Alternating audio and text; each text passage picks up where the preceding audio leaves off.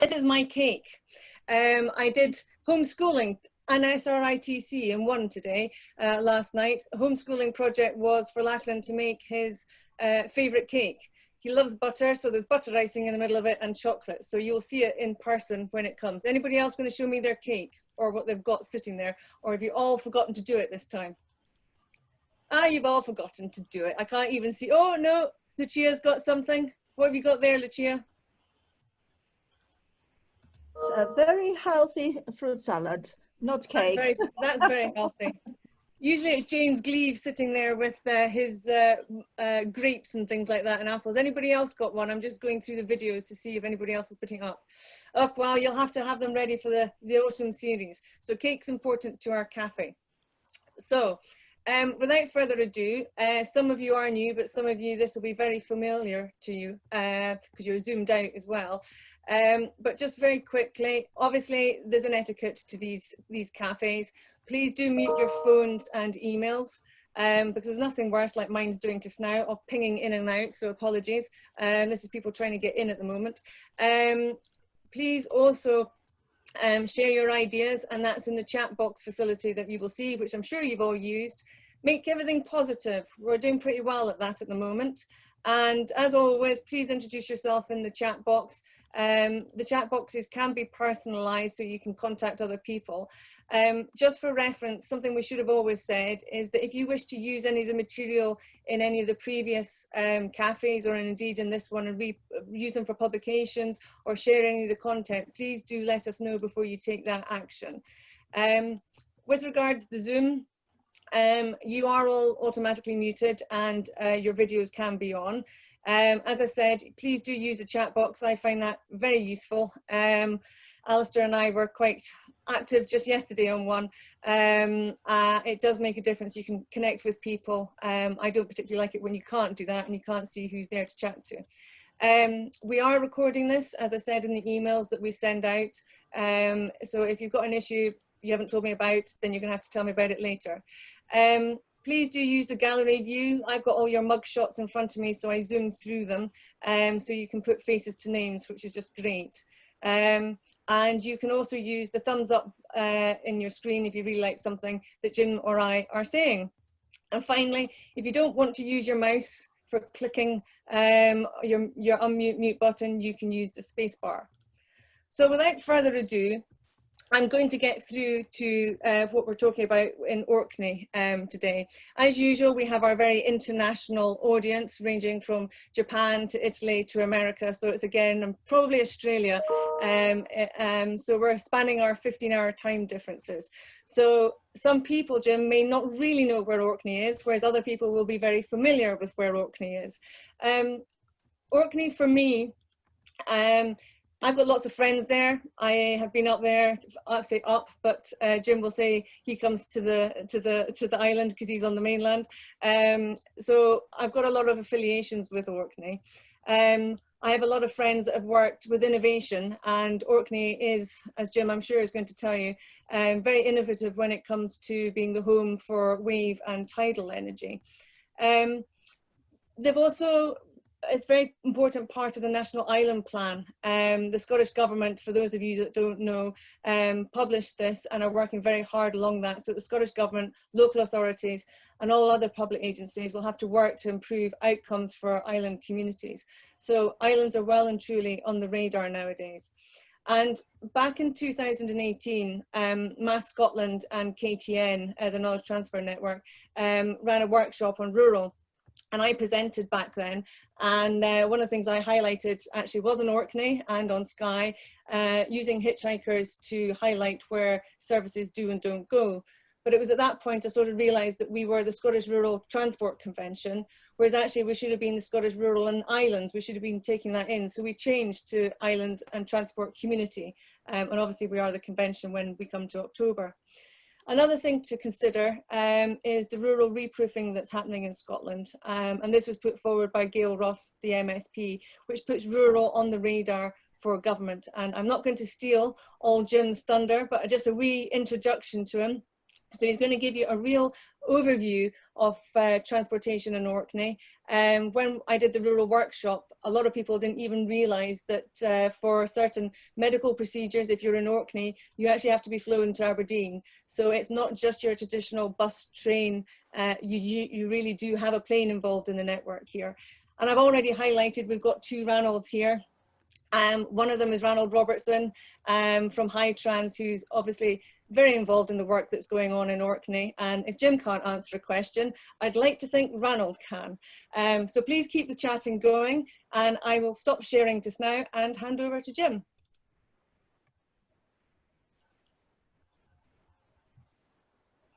Good morning, everyone, and ciao for our Italian colleagues. I'm afraid I don't know enough Japanese to be able to say hello in Japanese. Can everybody see my slides? It should be sharing, but I just want to check that you can see. Can't see it at the moment, Jim. Right, okay, I'll just reshare now.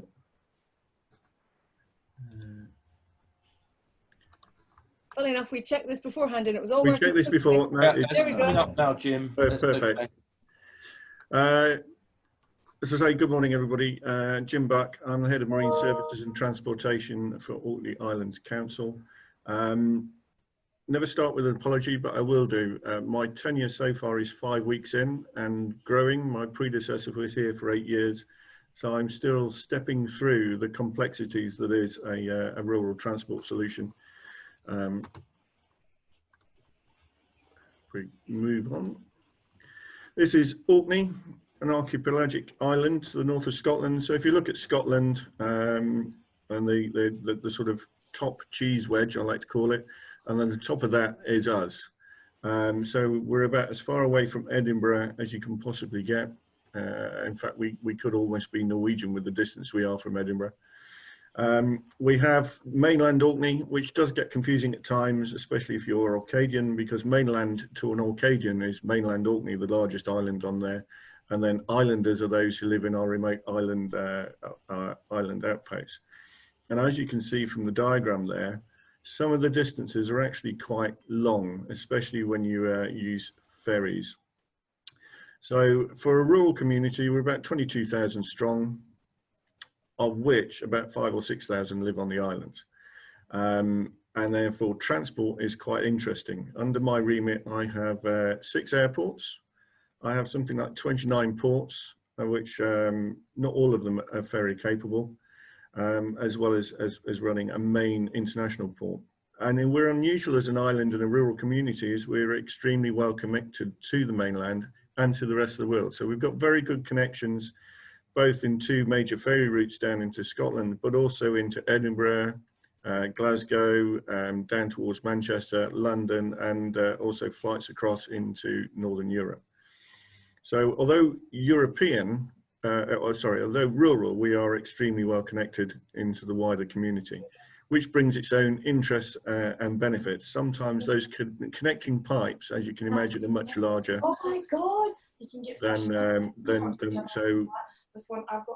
Taking air, we take regularly into Coatwell Airport 46-seat planes, but the little planes that go into Ireland, the maximum they can take is 8. So you can see already that there's a sort of a bit of a funnel happening, and the same with the ferries. So an internal ferry into Stromness or into St Margaret's Hope will carry 600 people, whereas my internal ferries, the largest one I've got, will only carry about 125, 150 at a push. So there's a little bit of a dichotomy there. It is very much, the ferry and water is very much part of the internal bus service that we run and make sure, and we have to, as part of that, create a very integrated service, integrating air, land and sea to make sure people can get around without the use of their car. So here are some of the rural transports. We've got, top right is one of the larger ferries. I've got much smaller ferries than that. The Inter-Islands Air Service, it's a 50-year-old design now, 8 passenger seat. We've got the crews running the ferry terminals. And then we also have the small sort of city hopper type size bus for going around. So not particularly large. Community transport is also there. And we also have a local concessionary travel scene. I also run all the ports and harbours and trying to integrate all those together. We're the smallest local authority in Scotland, but we have one of the most diverse transport networks, I think, in the UK, let alone Scotland. I won't say into Europe just yet, because I'm sure other people would say otherwise. But certainly for the United Kingdom, it is really diverse about what we do and how we do it, and just how we get together. So let's start with some of these. The Inter-Island Ferry Service, there it is. I've got 9 vessels, about 320,000 passenger trips, connecting 13 different island communities. And the distances, so if you saw on the first slide, some of the steaming distances to the Northern Isles are upwards of 4 hours. So these aren't short distances. It means that I've only got a certain number of vessels. The frequency is low.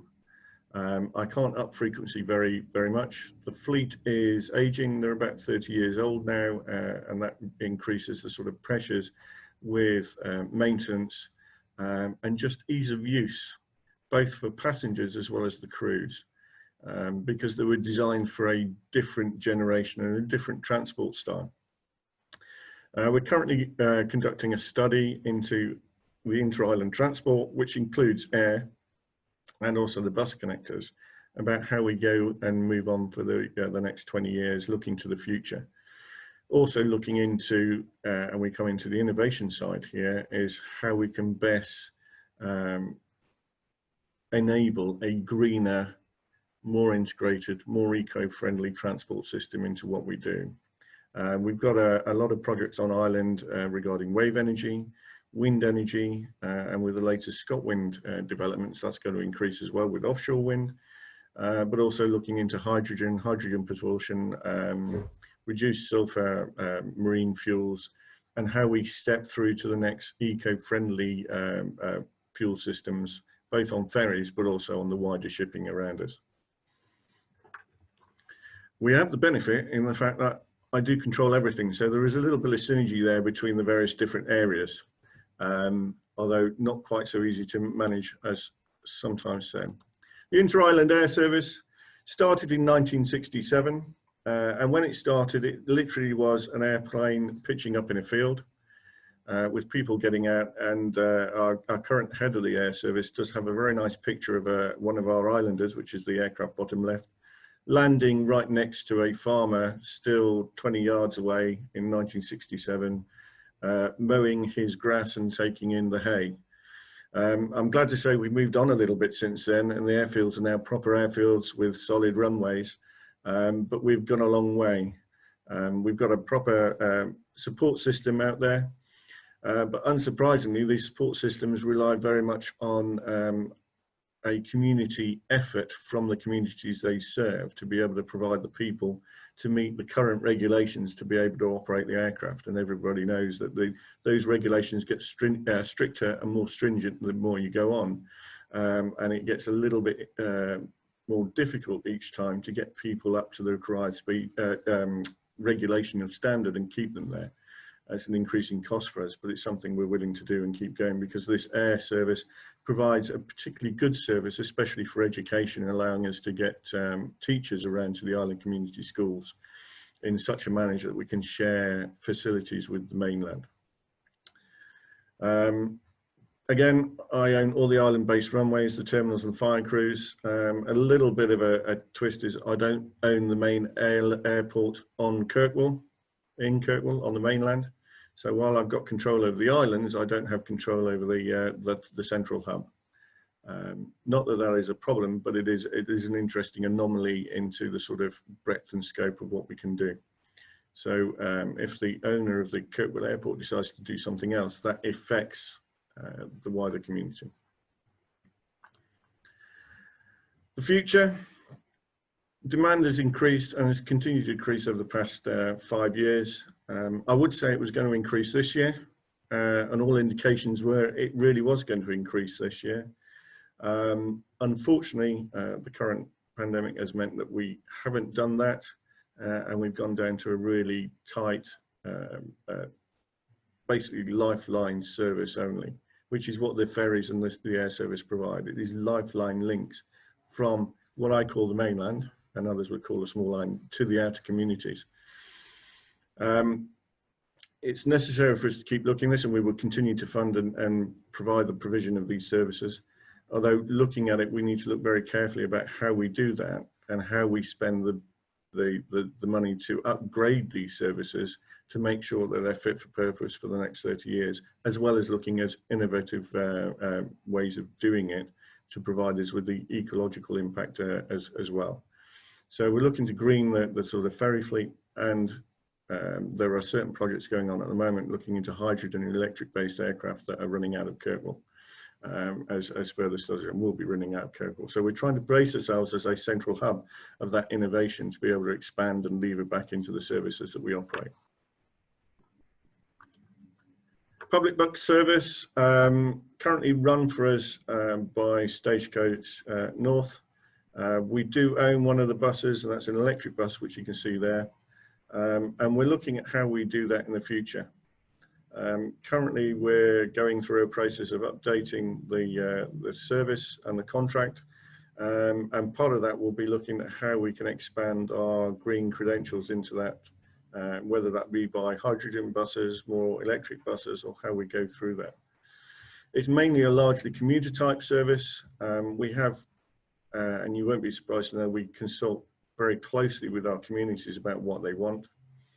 And we did look at one point at going to a demand-based service delivery across the mainland and the islands. But our communities decided that wasn't for them, and they would prefer a scheduled timetable. Part of that, I think, is due to the aging nature of the population on the island, and a reluctance of islanders to generally sort of move away from what has been a traditional service. So we continue to run that traditional service, and we'll do going forward. As I say, the fleet we're looking to upgrade in the next couple of years. What that will look like, I don't know yet, and the study has just started on that. Community transport, we do provide community transport. We continue to fund it on an annual basis. It's door-to-door transport for the elderly, the disabled, the vulnerable, those with reduced mobility. And that works really well. That's a popular service and serves the community. It does extremely well. And we will continue to do so. But part of the whole review of bus services will also look at reviewing this to see whether we need to make changes to this or not. So what's the future look like? Electric, green, hydrogen. There's a lot of that. We already have hydrogen production plants on the islands and high storage plants of a limited capacity here on the mainland. We've definitely got electric vehicles around, and the council operates an electric vehicle fleet. It just hasn't made it into the public service area. That becomes an interesting one when you look at both the marine and aviation, as how you go through that and stepping through the regulatory issues you need to proceed through to make sure that you don't run out of battery power halfway across the sound, Scapa flow. And with people on board and get to the other end. In the same way, you don't have issues with electric planes running out halfway across to Papa Westray. We are an innovative hub for that, and they continue to work on that, and we continue to press. So we've got shoots into hydrogen in marine travel, hydrogen in buses, generation of hydrogen, the use of electricity, the storage of electricity, the use of vehicles. As I say, we already have one electric bus, and we have a number of electric vans. The airfield is a central hub for aviation and green use of aviation. We continue to push that forward, and we're attracting more people up to trial various aircraft up here, because we have that mix of both over land and over sea, which is one of the most difficult for that sort of transport. So a very quick canter through, and apologies if I haven't quite covered enough, but I'm willing to take questions now if people are happy. Fantastic. Thank you very much, Jim. Yes, there's going to be questions. I know there is. Continuing with my normal theme of bringing in my international friends, I'm going to just ask Lucia if she wouldn't mind just adding to what you said, because she's undertaken work on other islands in Malta, Madeira, Cyprus, Majorca, etc. So I think it's just quite nice for all of us to be able to share and learn. So the 2 minutes, 3 minutes, over to you. Thank you, Jenny. It's very interesting. Thank you very much, Jim. It was very interesting to see your presentation. I know from the maps where the Orkney are, you know, but I have been to Edinburgh and to Aberdeen, but not further on up, you know, further up, you know. So I think it's a very nice introduction and an incentive for me to come and visit you there.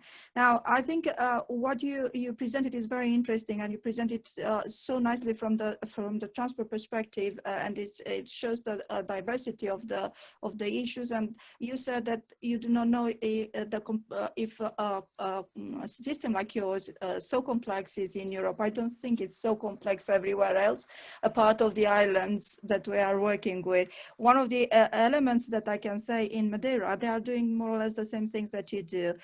They have a very important touristic component in this type of islands I'm working with, presumably in your case too. I'm not sure, but in these islands that I'm working with have a very important let's say touristic component, and the effort and let's say the struggle for transport was coming from this pressure. Yeah. What was very interesting for me to say, I come back again to Madeira, is the interest on let's say green energy, to develop a new structure for transport based on green energy. This is the case in Crete, for example, where they are using for the public transport, they are trying to use the used oil coming from the tourist, let's say, industry, you know, from the Horeca. You know, they collected this oil, let's say used oil, and they transform it in, you know, sufficient energy for the local transportation. And many cases and many examples are from these islands, how they are trying to, let's say, to solve the particular issues, not only the connectivity with the mainland, but the connectivity within the land, you know, within the island, because sometimes it's very, an island is an island on island, if you know what I mean. It's this double insularity effect, and especially if we are talking about the rural area, sometimes they are very, how is it, disconnected even in their own islands. And I think this is an issue probably that Jenny will explore far more in her talks and her, let's say, webinars that she will organize under these auspices. One example I have to link with another project that I'm involved at this moment, and we are organizing, like Jenny, a series of events is Marta, the project, and we are looking at let's say at the rural mobility across Europe, and we try to find examples of good practices and what are the success stories from this you know, across Europe, you know, in rural mobility. I think it's very important, the governance aspects, and this is why I put you a question about the airport. You mentioned at a certain moment that you control the transport very well, but one of the airports you do not have a control of how it develops and so on.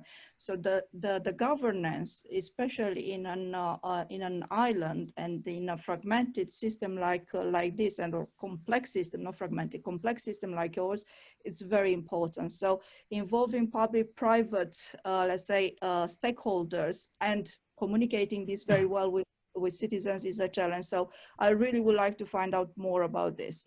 I'm sorry, Jenny, I don't know if I took too much time, but I think there are a few very interesting issues here that could be developed. And thank you, and you've allowed me to eat cake before I hand over to Rob and Jim. So I'm in typical Catholic fashion, over to Rob so I can keep eating cake. Thank you, Luciana. That was very interesting. And obviously this is the whole idea of today is opening doors, and we can certainly introduce yourself to Jim and the Orkney team afterwards to continue those conversations. And Jim, actually one of the questions that Lucia asked was the main airport and the airports on the islands, who owns that? and Ronald came back and said that the Kirkwall Airport is actually owned by Highlands and Islands Airport Group, but actually you as a council own the other airfields that are around Orkney. So that was answered on your behalf online as you were talking. We have a question here. I'll go through the order, and please, if you do have any other questions, please do type them in the chat. But Alicia has asked, Jim, what's the taxi provision like on the islands, please? There is taxis on the islands. There's a couple of firms with a couple of cars each. The taxis on the outer islands tends to be somebody with a tractor, and it's a little bit more informal, depending on where they are. But, yeah, so the outer islands don't tend to have a formal taxi service as such. The mainland does, because obviously there's a bit more distance there. But the nature of the islands and the islands communities, they're so spread out that most people have a car. And I'm glad to say that the the EV vehicle take up here for personal vehicles is much higher than elsewhere in the UK, because it suits that sort of, the distance is about right for some of the cheaper EV vehicles rather than your high-end Teslas. It's those with slightly smaller ranges, but much more affordable for local people. Of course they are. Thank you very much. And Wendy has asked the question, what's your opinion on electric vans? What electric vans do you use? And sort of what sort of types of electric vans are the best for you on the Orkney Islands? I don't think we've got an opinion on what are best. We've got a broad mix of EV vehicles at the moment. I'm just looking out into the car park I've got outside the front of the office here.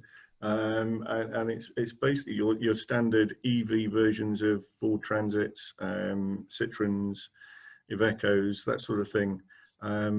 We've got a wide variety. I don't think we've come to any opinion yet of which type are best. We've sort of gone the other way and bought what the carriage capacity is better for us. And if it's an EV, it just happens to be an EV. Okay, that's perfect. And I think also Maggie was talking about, are there any sort of smaller EVs in use there? So I know when we came up, we were certainly driven around in a standard, I think it was a Nissan Leaf, and it was brilliant, worked really, really well. So you're very much encouraging electric usage on the islands, I see. Yeah, very much so. There are EV points around, and there's an ongoing program to put more charging points in. Most people use their own homes, but there's still that requirement, certainly for visiting EV, to make sure that people can charge on the mainland and islands. That's still very much in its infancy. We've got a handful of points, but growing. Yes, of course. And sort of on the electric sort of side again, just bringing up some other questions that are there. Have you thought about sort of electric bikes and the promotion of electric bikes on the islands? Yeah, we have. We've got a fleet of electric bikes. It's not quite a Boris bike scheme. It's very much a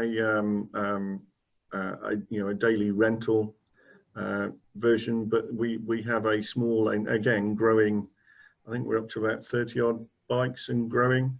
So mainly for the use of tourists around. They can hire an electric bike. Again, there's charging points for them, allowing them to use those across the island.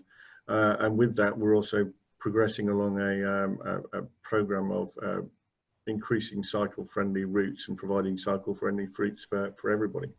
Electric bikes personally held are also on the increase, but I think that's on the increase throughout most of the UK as it is. There are some diehards like myself who prefer pedal power as being the ultimate green. But yeah, there's certainly, we as a council have provided that, have given that provision, and they are certainly in use. Ah, good. And again, still on the electric side of things, someone's asked here, Dwight's asked about electric powered aircraft, and do they exist, and do you have them on Orkney, or have you considered those moving forwards? They do exist. There are some. There's certainly some out in California, I think, where most of the major testing. There are others in Singapore tested a helicopter, which is which was more like a large helicopter-shaped drone. We are certainly a hub for that, an innovation for that, and we work with universities in the UK to do that. We're certainly, the main Kirkwall Airport has incentives to bring people in. We don't have one here at the moment, but we have had visiting EV aircraft, and we'll continue to do so. And the same with hydrogen aircraft. Again, that's one is out in California and just done test flights. So we don't have any permanently based here.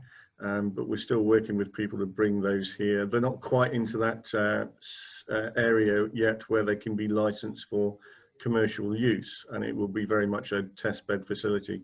And we think we're well placed for that, because not only do we provide the overland possibilities, but we also provide that more difficult oversea, small runway, difficult landing that they need to go through for approval. Absolutely. And I think one of the key things there is the weather is certainly a factor for the islands as well. So, you know, electric aircraft have got to be very much type approved for those conditions in those islands, and the winds as well. I remember when I was there, it was very windy, lovely, beautiful, but quite windy. We've got a question here from Martin talking about your renewable energy scheme that you've developed, and is that integrated with the charging of the electric vehicles? Is that all linked together now, or is that still? The EV side is currently into the grid. We've got a lot of wind sources going into the grid at the moment. There's more coming online. ScotWind, as I mentioned, is the big offshore move next for offshore wind. And that should be online in about 5 years as it goes through the planning approvals and build process. As more of those come in, we will do. Hydrogen, we've got a small capacity, sort of a test capacity. So they're producing hydrogen from a dedicated offshore wind site on the island of Edy, which is to the north of Kirkwall. And then moving that hydrogen as a gaseous form rather than a liquid form onto the mainland, where it's there for it's there to be sold as a commercial product. We currently use it for some of the standby generators down in the harbour, and as soon as we can get, we did have a couple of hydrogen vehicles up here for testing, but as soon as that hydrogen technology comes out, there is a fueling station for commercial use for people to use. So that is being integrated as we come along in small ways, and then we can expand that out. So again, it's very much a project in process. We've got a good start where everything is integrated, and that's our point, is if you can't use it commercially and you can't integrate it commercially, then there's not much point. So you know, for us, it's generating that ability to use it in a commercial structure, and part of that is an ongoing project we've got to use the hydrogen from Edy to power potentially either part power or fully power some of our ferries. Perfect. That sounds good. And the last question here, just to keep the EV theme, and again from Maggie Lawson's just asking, do you have any EV minibuses and accessible vehicles? And if you do, where did you source them from? Good question. This is one of those where I trip up in my 5-week. I don't believe we have any EV minibuses on island at the moment, certainly not within the council. I would need to double check as whether the private companies and the company who provides dial-a-bus for us do. I don't see it being a particular problem, because most of the major companies of that sort of minibus side produce EV vehicles now. Most of the stuff goes underneath, so it would be interesting to see how they do the lifts, etc. with those, but I don't see it being a major problem getting your accessible vehicles to do that as an addition. And again, that will be part of our sort of bus renewal project, which we're going through now, and certainly something we'll be looking at is to be able to provide EV / hydrogen or whatever that new green technology needs to be, and make sure that the buses we do have are accessible for all. That sounds good. So we have a question here from Katrina Huston saying, how is the community transport funded? Is it solely by the council, or is there a different funding model that you have? Community transport is funded. They have taken the initiative themselves. So the people who run our community transport are a volunteer organisation which we fund. They have, of their own initiative, set up a commercial operation alongside providing one of the few taxi services to provide additional funding into that. And they did that off their own idea. And that seems to be working well. So it's sort of, it did start off as purely council funded, but it's now, I think it's about 60-40, and how they managed to make it work as a sort of semi-commercial operation. Okay, thank you. And Marianne's asked, do you have any shared transport services like car clubs, bike share clubs on the island? Or if you don't, do you have see any scope for those in the future? We don't, as far as I'm aware. It tends to be more on a more personal nature. Is there scope for that? I don't know. I'm not sure that the current population mix is such that they would go down that sort of level. Certainly, what we're looking at is to try and revitalise the sort of dial-up travel and that sort of side. But previous investigations and polling has suggested that they prefer the more traditional timetable sort of operation. But it's certainly something we will again keep an eye on and look and see if it's something we do. But at the moment, that doesn't really exist here per se.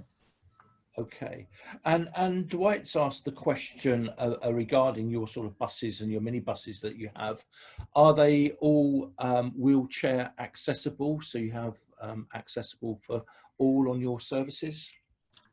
The current bus fleet as provided by Stagecoach is over 15 years old, which probably answers the question to an extent. However, the dialer bus service is much more wheelchair accessible and restricted mobility accessible, and is targeted particularly at that.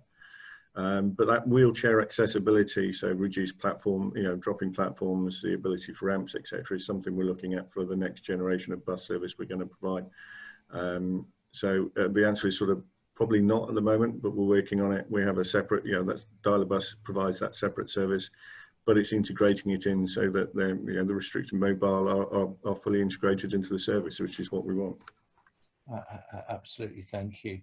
Ron's asked the question of about yourselves at Orkney Council and how you collaborate and share best practices with other councils. There's a number of council groupings in Scotland. There's the Islands grouping, and there's the Highlands and Islands grouping, which sort of inches into the mainland. So the Islands grouping tends to bring in people like the Western Isles, Shetland and ourselves, and the smaller islands on the east coast. And then the Highlands and Islands grouping is a bigger one, and then the general council. So we do a lot of transport interaction, both internally and externally, to share that sort of best practice. And although, yeah, we're all islands, there's certainly over the last 5 weeks that I've been here, and since the start of the current issues, it's been interesting to see that while we are all islands, we are all completely different in our transport networks and drives.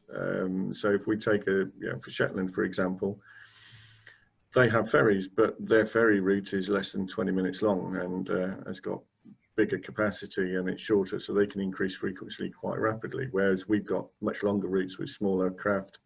And if you go to the Western Isles, their biggest ferry route, I think, is quite long off the islands, but inter-island it's down to 100-metre distances.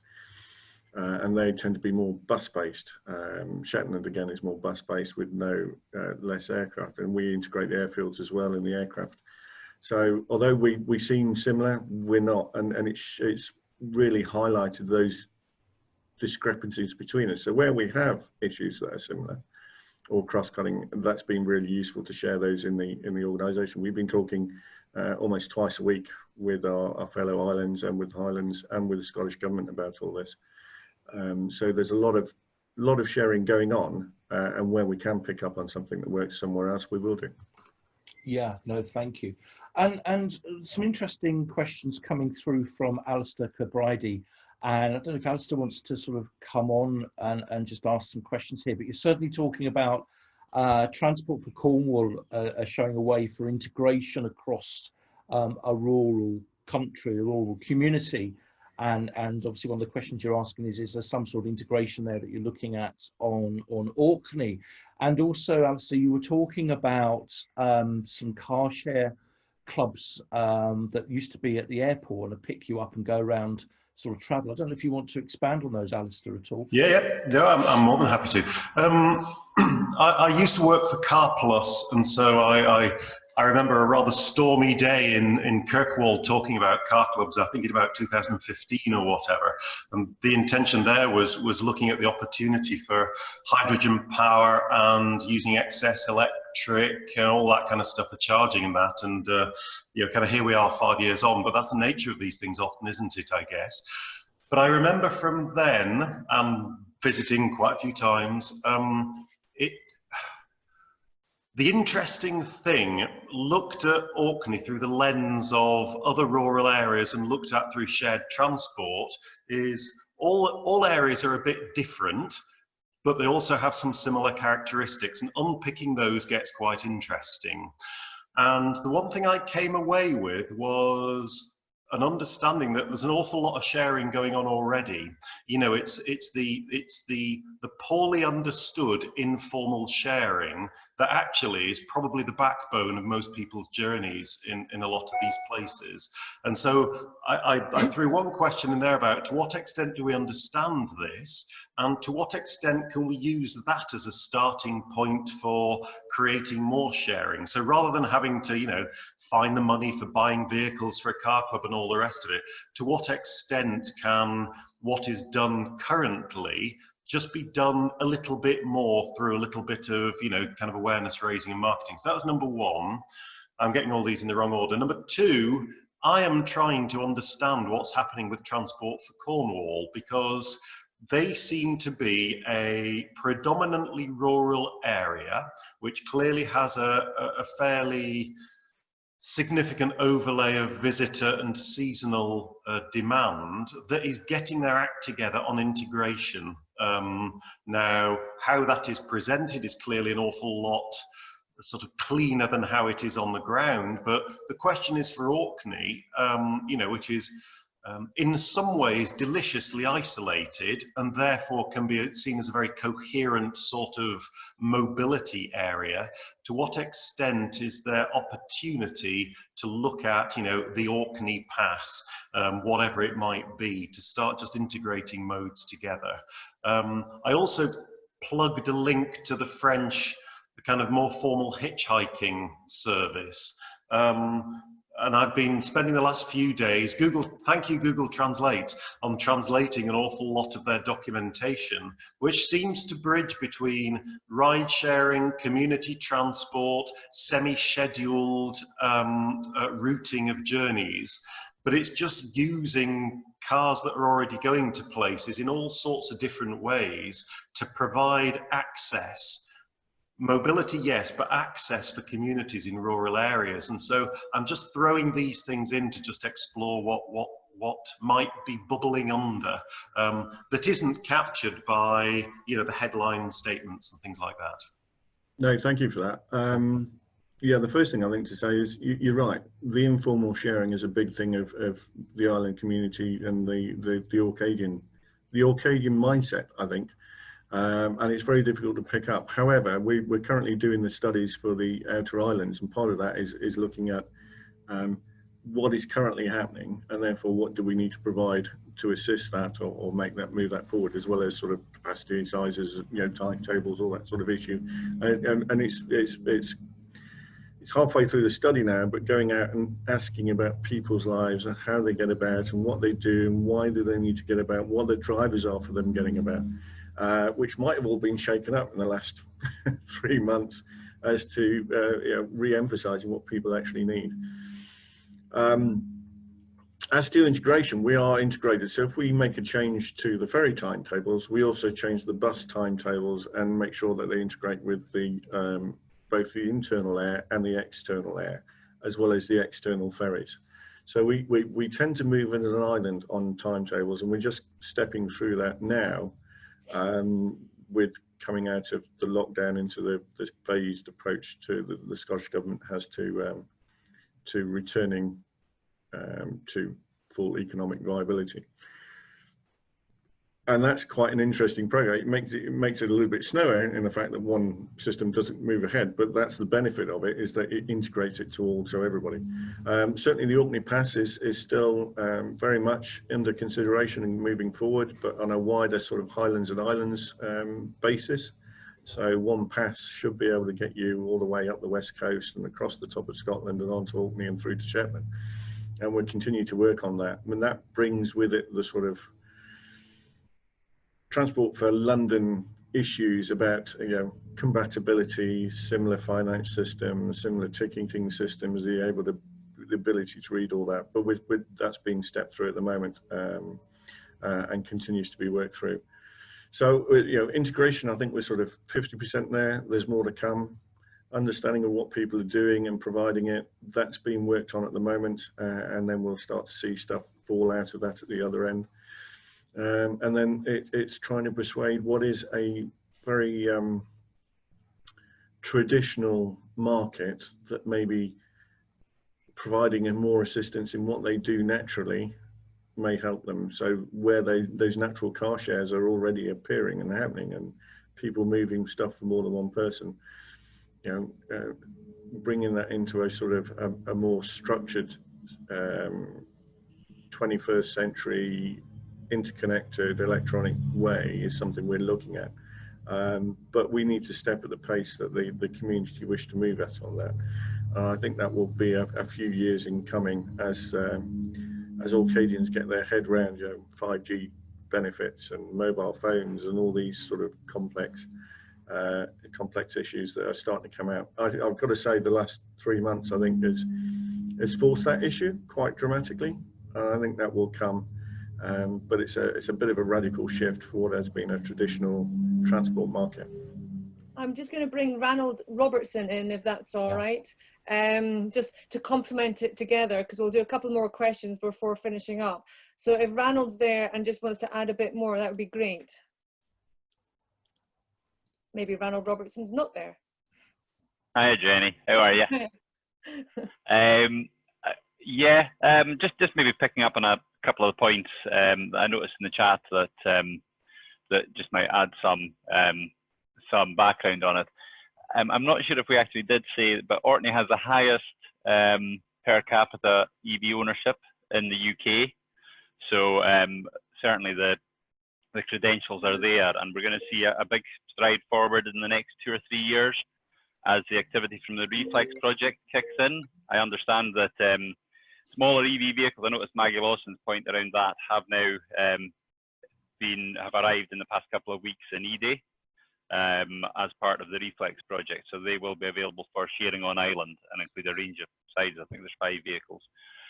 But Reflex, which is funded by the UK government, and I can't actually quite remember, I think it's the Industrial Strategy Challenge Fund, is a £28.5 million project that will achieve a number of interventions, including in transport, but will also include things like battery storage to try and capture the renewable potential of the island, and hopefully a fairly significant change and transition towards more EV and hydrogen vehicles as part of the fleet offering, including in the public transport fleet as well. So hopefully that will be some exciting times ahead.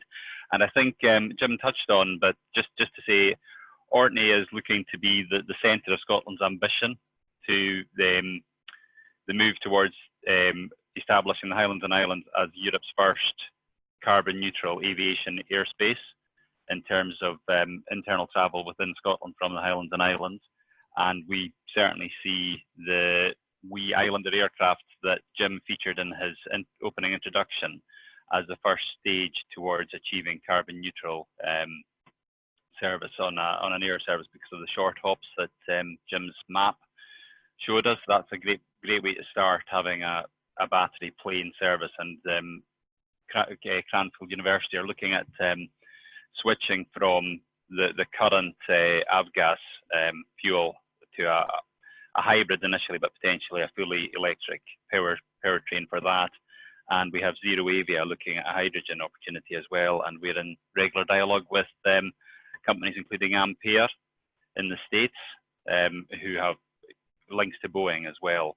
But the intention is that a future flight challenge funding application will be submitted in the coming weeks from a consortium from the Highlands and Islands that will look to make Orkney a harsh weather proving ground for that type of technology. So lots of things happening in lots of spaces in the area, including in the shared mobility side as well. I put on the chat box some information around a car club that's been established through the Orkney Housing Association with funding from the Energy Savings Trust as well. So we do have car share in that sense, and we have car share while we do know, and I think Alistair, you're absolutely right to pick up on it, one of the challenges in Orkney is lots of people know each other.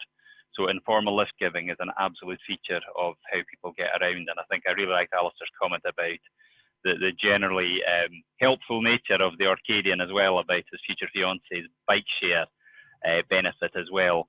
But you know, for those who don't know each other, there is also a high travel lift share scheme as well, so that we can try and match journeys on island for those who don't already know each other and just get picked up, or you know, make their arrangements in the local co-op as well. So lots of good things happening in Orkney.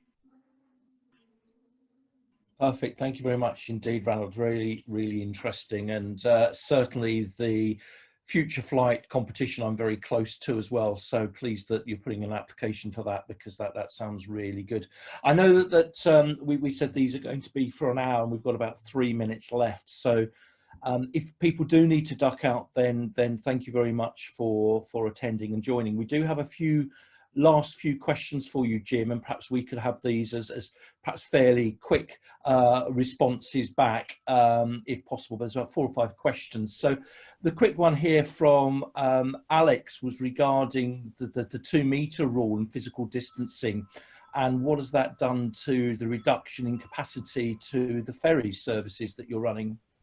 Absolutely decimated him. We've got barely less than 20%. So the ferry that I previously said could do 150 can barely get 30 people on it now. And I can't increase frequency because it's a 4-hour journey, and you've still got to do the 4 hours there and back.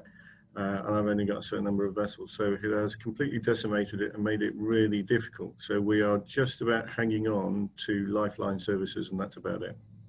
Okay, thank you. Yeah, absolutely decimating everything. From Ranald Rickson as well, is asking, have you explored subsea tunnels at all, similar to what they have on the Faroe Islands and Norway? No, we haven't. I think the cost would be prohibitive a long way. We've got very deep water around here, a bit like the Norwegian fjords. You know, it gets very deep very quickly. And some very strong, which is good, because that gives us some very strong tidal streams which we can utilize to produce energy, but it does make tunneling extremely difficult. And a lot of the smaller islands probably wouldn't have enough space to bring a tunnel up sufficiently, or to use it to be able to fund anything of that sort. Okay, thank you. Michael Wilmot's asked about the road equivalent tariff, and does that apply to Orkney ferries? I would like to say it does, but currently it doesn't. It's something we continue to work on, and we'll continue to lobby the Scottish Government about. We think it should do, and very much so, because these are lifeline services. Yeah, we have people on island trying to run transport companies, competing with others that get that in other parts of Scotland. Absolutely. And Anthony Chisholm's asked the question about the management and planning systems that you use for your own fleet. Strangely enough, most of the EV fleet at the moment is not run by us. It's run by another section of the OIC. So most of the EV fleet is under the sort of roads and waste maintenance and service provision. I'm not sure what system they use for that.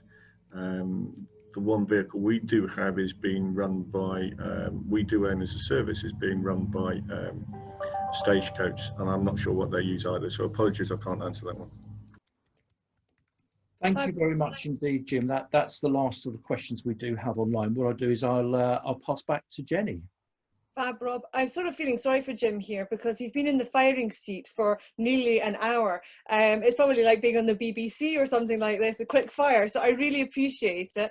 And it just shows you how much people want to know about Orkney and what's going on. So I've got a feeling you're not going to be a stranger, and that we'll be pulling you and others such as Ranald back into it to give us an update of what's going on. So I really appreciate that. If anybody's got other questions that we haven't discussed, because I know a lot of people want to talk about how innovative Orkney is and it's a test bed, then drop me some emails and we can send them on through to Jim. I'm sure he'll be quite happy to share that with you. But in usual fashion for Jenny to conclude, I'm just going to share with you what's sort of next. I have said we need to take some time out. I think we're all getting a bit zoomed. So for those of you that didn't join last week, we have launched a new website. So save it, it's ruralmobility.scot, put it in your favourites. We will use it to put up the YouTube links, and if you can ever find an Eventbrite for what's going on, you'll find it up there as well, and it'll be an evolving place. The LinkedIn group is still there and is growing and is about any innovation that's happening in a rural context globally. So people have been sharing different bits and pieces there. As Lucia mentioned, there's a Smarter series of webinars. There's one next week, and then I'm actually going to be presenting on the 15th of July. So watch this space. If you want information, I can organise to get it sent out to you, but we will put it in the email and on the LinkedIn group and the website. I'm going to quickly hand for 2 minutes to Marion, who's going to talk to you about the Como webinar that's going to be taking place on the 21st of July. Marion. Thank you, Jenny. Yeah, I put a note in the chat because I thought we were running out of time. So just to amplify on that, 21st of July, we're planning a webinar. I'm going to be chairing. We're going to have Jenny introducing the barriers and the problems and the challenges of rural transport in Scotland. And then we're going to focus for much of the webinar on how we can tackle these problems in Scotland. We've got a speaker from SRITC going to talk about mobility hubs and how they've planned a strategy for those in Scotland. And then we'll move on to some real life case studies of mobility hubs that have opened in a very rural area of the Netherlands. Now, obviously not as remote as a lot of parts of rural Scotland, but it is an extremely rural area, and it's really interesting the way that they've tried to solve community problems and health problems and travel to health and keeping people in touch as well as mobility. They're very interesting hubs, so I hope you'll be able to come along and listen to that. The publicity is going out hopefully on Monday, but I've put in the chat my email address. Do email me and I can forward stuff on. It'd be lovely to see you. Thank you. Fab, thanks Marion. I know we've got Midlands Connect here, and obviously we had Midlands Connect a couple of weeks ago, so we're going to be building on that. So it's great to be able to continue this knowledge sharing that's going on. So again, we'll send that out to you. We are going to have a pause. Myself and the team do need a bit of a break. It has to be said, we're all volunteering to do this, but we are looking at running an autumn series of the bite-sized cafes, and obviously keep the date in your diary for the convention on the 7th of October. Where it's going to be, how it's going to be, all to be unfolded, as you can possibly imagine. But some of the themes that people have brought to me at the moment include smart villages, transport poverty. But obviously it's about keeping it real and about lived experiences.